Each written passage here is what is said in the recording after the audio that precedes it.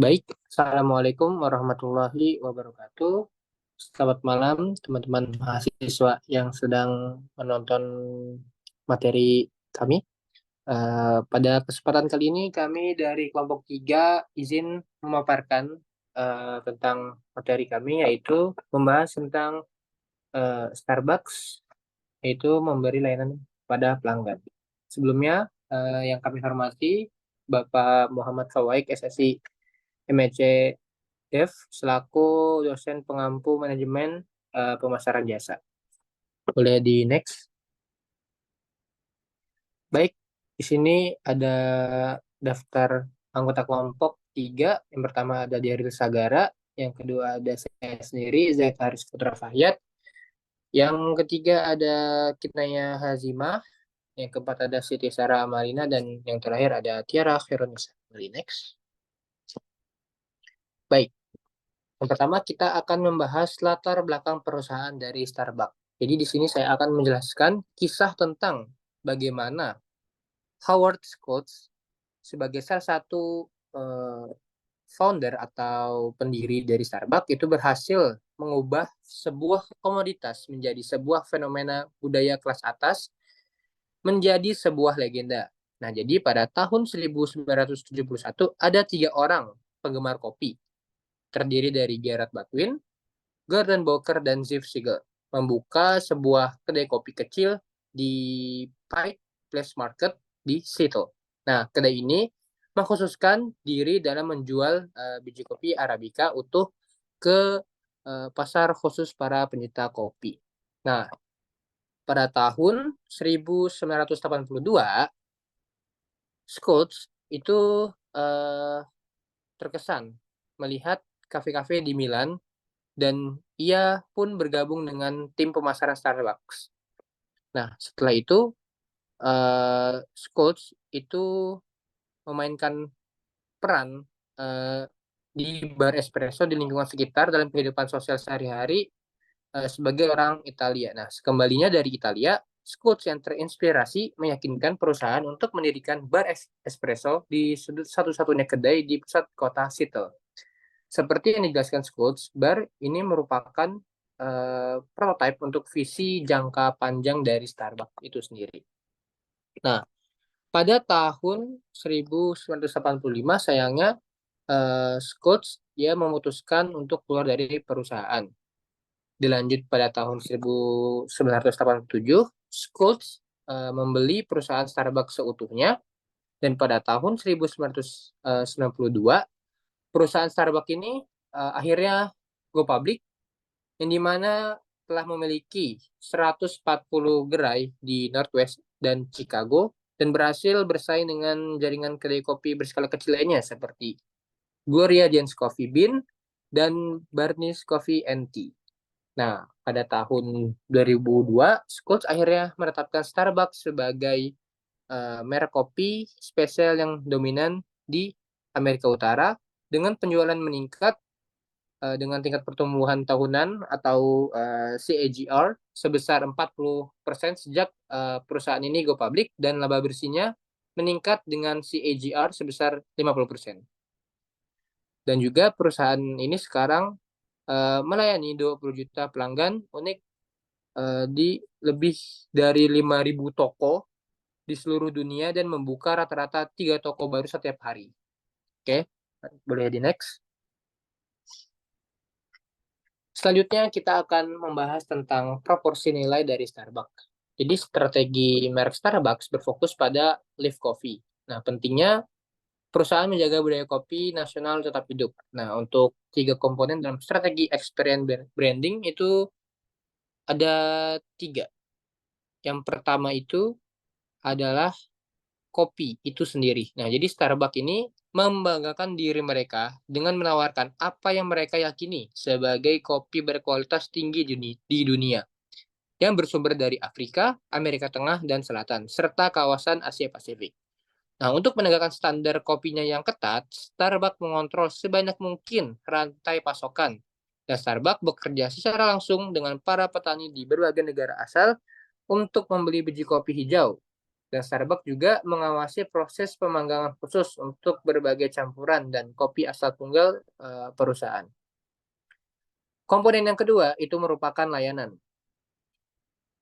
Layanan atau yang terkadang disebut sebagai perusahaan itu sebagai keintiman dengan pelanggan, atau tujuan kami adalah menciptakan pelanggan yang menggembirakan setiap kali Anda memasuki gerai kami. Dan itu merupakan salah satu pernyataan dari Jim Elling, yaitu sebagai wakil presiden senior Starbucks untuk retail Amerika Utara. Jadi hal yang sederhana itu seperti kita mengenali dan mengetahui minuman atau mengkostumisasi minuman sesuai keinginan kita. Dan yang ketiga adalah suasana. Seperti yang kita tahu bahwa orang-orang yang datang ke Starbucks itu untuk minum kopi. Nah, tetapi suasana yang ada di Starbucks itu itulah yang membuat mereka tinggal. Nah, karena alasan itu, sebagian besar gerai Starbucks itu memiliki area tempat duduk untuk mendorong orang untuk bersantai dan tata letak yang dirancang untuk menyediakan lingkungan yang mewah. Nah, namun mengundang bagi mereka yang ingin berlama-lama. Nah, itu apakah menjadi suatu daya tarik yang universal, sebut dari Schultz. Nah, hal-hal itu didasarkan pada semangat manusia dan didasarkan oleh rasa kebersamaan dan juga kebutuhan orang-orang untuk berkumpul bersama. Oke, untuk selanjutnya akan dijelaskan oleh rekan saya. Baik, kemudian di sini ada saluran distribusi. Yang pertama itu bisa kita lihat dari persebaran tokonya. Jadi kebanyakan gerai Starbucks di Amerika Utara itu merupakan gerai yang memang sengaja dioperasikan oleh perusahaan yang terletak di lokasi dengan lalu lintas yang tinggi dan juga visibilitas yang tinggi. Misalnya seperti pusat-pusat retail, gedung perkantoran, dan bahkan kampus-kampus universitas. Nah, selain menjual kopi biji itu, Starbucks juga menjual kopi kopi yang diseduh dengan baik. Terus juga ada minuman espresso ala Italia dan juga minuman campuran dingin dan teh premium. Dan kemudian di sini bisa kita lihat yang kedua yaitu dari persebaran produknya. Jadi di Starbucks ini yang menyumbang persentase terbesar yaitu minuman kopinya yaitu sebesar 77%. Bisa dilihat dari bauran produk retail yang ada di tabel. Dari produk makanan yaitu sebesar 13%, kopi biji utuh sebesar 6%, dan peralatan dan aksesori itu dia sebesar 4%. Boleh di next slide. Kemudian di sini ada mitra produk. Jadi semua karyawan Starbucks itu disebutnya sebagai mitra. Dan perusahaan ini juga dia mempekerjakan 60.000 mitra di seluruh dunia. Sekitar 50.000 itu diantaranya ada di Amerika Utara. Sedangkan sebagian besarnya adalah karyawan dengan upah per jam itu disebutnya sebagai barista. Yang mereka itu bekerjanya di gerai-gerai retail Starbucks. Starbucks juga memiliki salah satu tingkat pergantian karyawan terendah di industri, yaitu hanya sebesar 70% dibandingkan dengan rata-rata industri makanan cepat saji yang sampai mencapai 300%. Nah, untuk mencapai tujuan ini, perusahaan ini atau Starbucks ini dia telah mendorong promosi dalam jajarannya sendiri. Sekitar 70% manajer toko perusahaan adalah mantan barista, dan sekitar 60% manajer distrik adalah mantan manajer toko. Dan bahkan faktanya juga setelah dipekerjakan, semua eksekutif senior itu harus dilatih dulu dan juga berhasil sebagai barista sebelum diizinkan menduduki posisi mereka di kantor pusat perusahaan.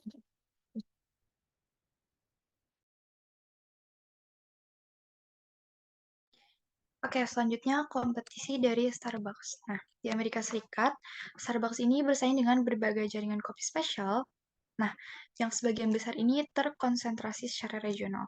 Masing-masing ini berusaha untuk membedakan dirinya dari Starbucks dengan cara yang berbeda-beda. Sebagai contohnya, yang pertama ini ada Caribou Coffee yang berbasis di Minneapolis yang mengoperasikan lebih dari 200 gerai di 9 negara bagian. Nah, Caribou Coffee ini membedakan dirinya dari segi lingkungan. Jadi daripada dia menawarkan suasana Eropa yang mewah, nah strategi ini meniru tampilan dan nuansa pondok Alaska dengan lemari kayu pinus yang hangat dan perapian-perapian dan tempat duduk yang empuk. Lalu contoh lainnya ini adalah Peet's Coffee and Tea yang berbasis di California yang mengoperasikan lebih dari 70 gerai di 5 negara bagian. Lebih dari 60% pendapatan Peet berasal dari penjualan biji kopi utuh. Nah, strategi Peet ini adalah untuk membangun merek super premium dengan menawarkan kopi paling fresh di pasaran. Salah satu cara untuk memenuhi janji ini adalah dengan memanggang sesuai pesanan, yaitu dengan memanggang kopi dalam jumlah besar dan yang berkualitas tinggi. Dan selanjutnya, Starbucks ini juga bersaing dengan perusahaan donat seperti Dunkin Donuts yang mengoperasikan lebih dari 3.700 gerai di 38 negara bagian. Dunkin Donuts ini mengaitkan separuh penjualannya dengan kopi dalam beberapa tahun terakhir. Dan ia juga telah mulai menawarkan kopi beraroma dan alternatif non-kopi seperti Dunkichano, yaitu kombinasi kopi dan coklat yang tersedia dengan berbagai topping dan vanilla chai. Boleh di next. Nah, selanjutnya ini adalah menyerbu dunia dengan kopi. Jadi, tujuan perusahaan secara keseluruhan ini adalah untuk menjadikan Starbucks sebagai merek yang paling dikenal dan dihormati di dunia. Nah, tujuan yang ambisius ini membutuhkan strategi pertumbuhan yang agresif. Pada tahun 2002, dua pendorong terbesar pertumbuhan perusahaan ini adalah ekspansi retail dan inovasi produk. Boleh next. Nah, yang pertamanya ada ekspansi retail. Starbucks ini sudah memiliki hampir sepertiga dari kafe di Amerika. Namun, perusahaan memiliki rencana untuk membuka 525 gerai di Amerika Utara pada tahun 2003 serta 225 gerai berlisensi. Search percaya bahwa tidak ada alasan bagi Amerika Utara untuk tidak dapat berkembang sehingga setidaknya 10.000 gerai. Nah, rencana pertumbuhan optimis perusahaan Starbucks ini didasarkan pada sejumlah pertimbangan. Yang pertama ini, konsumsi kopi meningkat di Amerika Serikat setelah mengalami penurunan selama bertahun-tahun. Nah, lebih dari 109 juta orang ini, sekitar setengah dari populasi Amerika Serikat sekarang ini minum kopi setiap hari. Dan 52 juta lainnya minum kopi sesekali. Pertumbuhan pasar terbesar tampaknya terjadi di antara peminum kopi spesial. Dan diperkirakan sekitar sepertiga dari seluruh konsumsi kopi di Amerika Serikat terjadi di luar rumah, di tempat seperti kantor, restoran, dan kedai kopi. Kalau kita bisa lihat di slide selanjutnya ada grafik. Yap, ini yang di gambar 7. Oke, boleh di slide sebelumnya lagi. Nah, di nomor 2 masih ada 8 negara bagian di Amerika Serikat yang tidak memiliki satupun perusahaan yang mengoperasikan Starbucks.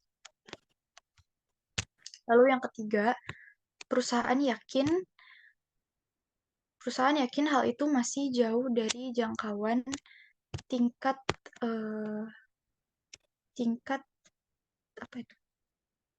kejenuhan di banyak pasar yang ada.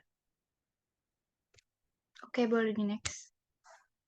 Nah, ini ada grafik, jadi di exhibit 6 atau gambar 6 ini, jadi selain layanan dasar, toko juga dinilai berdasarkan layanan legendaris yang didefinisikan sebagai perilaku yang menciptakan pengalaman mengesankan bagi pelanggan, yang menginspirasi pelanggan untuk sering kembali dan menceritakan kepada teman. Nah, skor layanan legendaris ini didasarkan pada pengamatan pembelajaran terhadap atribut layanan seperti mitra yang memulai percakapan dengan pelanggan, mitra yang mengenali pelanggan berdasarkan nama atau pesanan minuman, dan mitra yang tanggap terhadap masalah layanan. Nah, itu ada grafiknya, dari pelayanan, lalu ada dari kebersihan, lalu dari kualitas produk, dan lain-lain. Nah, selama tahun 2002 ini, skor cuplikan pelanggan perusahaan telah meningkat di seluruh toko. Bisa kita lihat juga di gambar 6, sehingga Day berkomentar, snapshot ini bukanlah alat pengukuran yang sempurna, namun kami yakin alat ini berfungsi dengan baik dalam mengukur tren selama jangka waktu tertentu. Agar sebuah toko bisa berkinerja baik di snapshot, toko tersebut perlu memiliki proses yang berkelanjutan yang menciptakan pola yang mapan dalam melakukan sesuatu dengan benar, sehingga toko tersebut tertangkap melakukan sesuatu dengan benar. Nah, kalau di slide selanjutnya, oke, ini ada gambar 7. Jadi rencana pertumbuhan optimis perusahaan ini didasarkan pada beberapa pertimbangan. Yang pertama ini, konsumsi kopi meningkat di Amerika Serikat setelah bertahun-tahun mengalami penurunan. Lebih dari 109 juta orang, sekitar setengah dari populasi Amerika Serikat ini, minum kopi setiap hari, dan 52 juta orangnya minum kopi sesekali. Ini bisa kita lihat juga di gambar 7.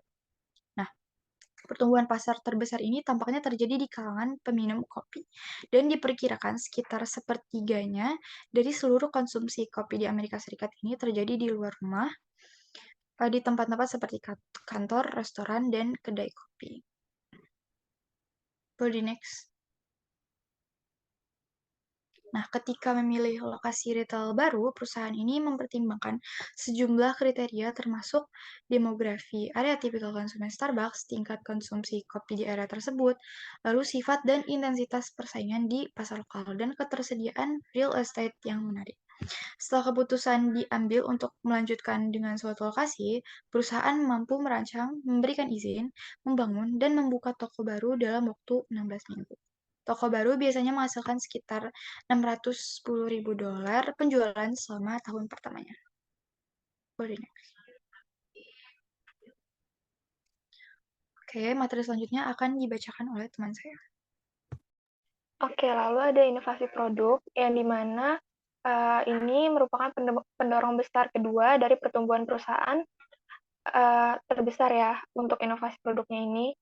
Dia tuh selalu teratur diluncurkan produk-produk barunya, khususnya setiap musim liburan. Jadi setiap musim itu, pergantian musim akan ada menu baru yang akan di-display atau yang akan dijual untuk memperkenalkan merek mereka.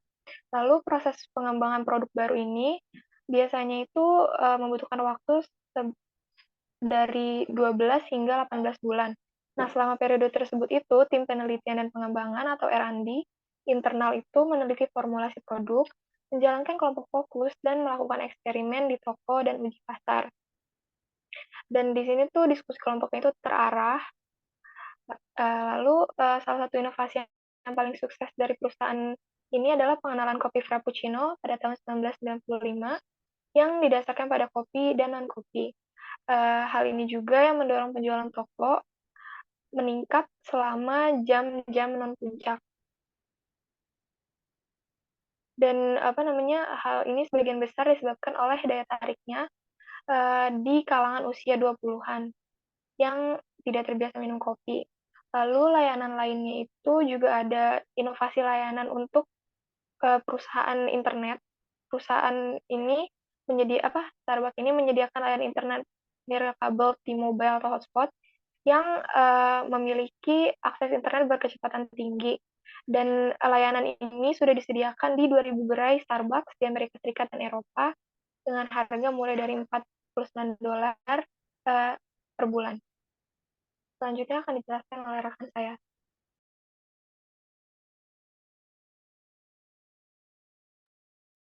Baik, selanjutnya ada inovasi layanan.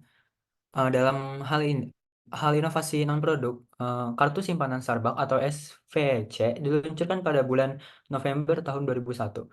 Kartu pintar prabayar yang dapat digesek ini, yang disebut Skult sebagai pengenalan produk paling signifikan sejak Frappuccino, dapat digunakan untuk membayar transaksi di gerai manapun yang dioperasikan oleh perusahaan di Amerika Utara.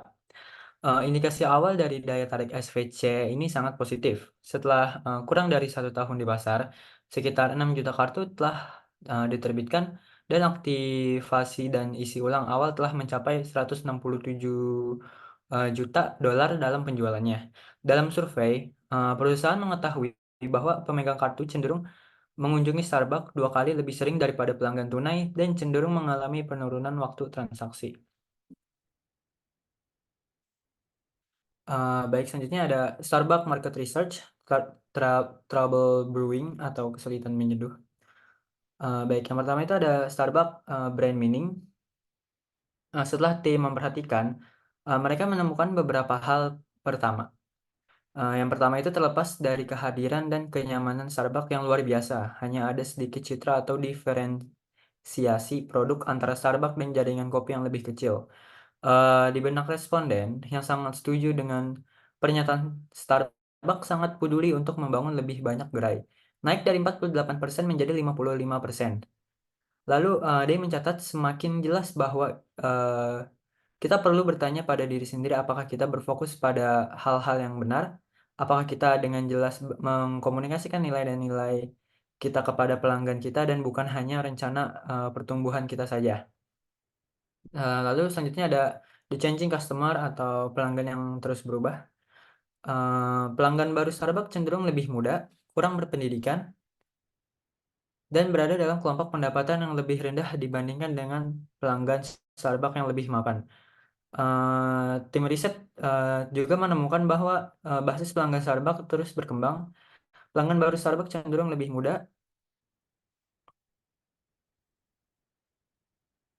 dan kurang berpendidikan. Dalam beberapa kelompok juga pendapatan mereka lebih rendah dibandingkan dengan uh, pelanggan Starbucks yang lebih mapan. Baik, selanjutnya ada customer behavior atau perilaku pada pelanggan. Baik, di sini ada perkotaan versus pedesaan. Pelanggan baru versus pelanggan yang sudah mapan cenderung menggunakan toko dengan cara yang sama. Meskipun pelanggan yang paling sering datang ke toko rata-rata 18 kali dalam sebulan, namun pelanggan yang paling jarang datang hanya 5 kali dalam sebulan. Bisa dilihat di gambar 1.1. Di sini ada independen dan Starbucks.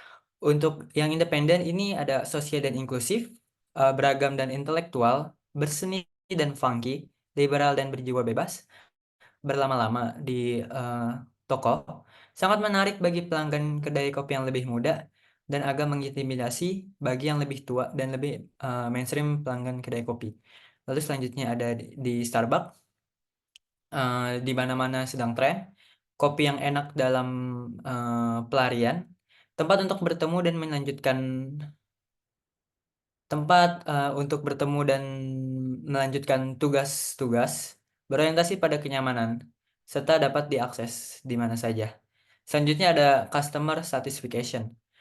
Kesenjangan kepuasan pelanggan terutama disebabkan oleh kesenjangan layanan antara lain Starbucks pada atribut-atribut utama dan ekspektasi pelanggan. Ketika Starbucks meminta saran pada pelanggan, rata-rata mereka menjawab peningkatan layanan. Dapat dilihat di gambar 1.2. Yang pertama di sini dikenal dengan kopi spesial. 54% pelanggan setuju. Tersedia secara luas 43% sangat setuju, perusahaan 42% sangat setuju, trendy 41% pelanggan sangat setuju, selalu merasa diterima di Starbucks 39% pelanggan sangat setuju. Baik, selanjutnya ada menemukan kembali Starbucks. Menginvestasikan 40 juta dolar untuk meningkatkan layanan pelanggan dengan menambahkan jam kerja. Meskipun ada kekhawatiran tentang biaya, mereka Starbucks percaya ini akan meningkatkan penjualan dan hubungan jangka panjang dengan pelanggan. Tetapi perlu meyakinkan CFO dan CEO dengan menunjukkan hubungan antara kepuasan pelanggan dan profitabilitas. Bisa dilihat ini di gambar 8, presentasi pelanggan Starbucks yang pertama kali mengunjungi Starbucks. Dalam satu terakhir, ada 27 uh, 27 orang yang 27% yang mengunjungi Starbucks dalam 1 tahun terakhir, 20% 1 sampai 2 tahun 20%, 2 sampai 5 tahun yang lalu 30%, dan 5 tahun dan seterusnya itu 23%. Baik, selanjutnya di sini ada di gambar sebelah kanan ada pelanggan baru pertama kali berkunjung dalam 1 tahun terakhir, dan pelanggan tetap pertama kali berkunjung 5 tahun yang lalu. Di sini persen perempuan itu ada di 49%, usia rata-rata itu 36 untuk pelanggan baru, dan untuk pelanggan tetap itu rata-rata 40 tahun. Persen dengan gelar sarjana itu untuk pelanggan baru ada di 37, dan untuk di pelanggan tetap ada di 63. Serta pendapatan juga di sini pelanggan baru pendapatannya lebih rendah daripada pelanggan tetap Starbucks. Oke, teman-teman bisa lihat di sini untuk pendapat keseluruhan tentang Starbucks, pelanggan baru lebih rendah dibandingkan pelanggan tetap, yaitu 25%, sedangkan pelanggan tetap itu 44%. Baik, selanjutnya di sini ada menemukan kembali pelanggan, masih dengan menemukan kembali pelanggan Starbucks. Di sini pelanggan Starbucks juga lebih mementingkan tentang kebersihan toko, kenyamanan, serta bagaimana mereka diperlakukan di Starbucks. Untuk kenyamanan toko, mereka memberikan masukan dari seluruh pelanggan toko. Mereka memberikan 83% untuk kebersihan toko, kenyamanan sebanyak 77%, dan bagaimana mereka diperlakukan dengan berharga sebanyak 75%. Dan sisanya sampai di selection of merchandise. Baik, di sini di gambar 9 ada perilaku pelanggan Starbucks berdasarkan tingkat kepuasan. Di sini ada pelanggan yang tidak puas, pelanggan yang puas, dan pelanggan yang sangat puas. Untuk jumlah kunjungan Starbucks per bulannya, di pelanggan yang tidak puas ada di 3,9, untuk pelanggan yang puas ada di 4,3, dan di pelanggan yang sangat puas ada di angka 7,2. Dan lalu selanjutnya ada rata-rata kunjungan, rata-rata apa namanya, bill perkunjungan. Di sini untuk pelanggan yang tidak puas itu ada $3, $3,8. Di pelanggan yang puas ada di angka $4. Di pelanggan yang sangat puas itu ada di angka $4,4.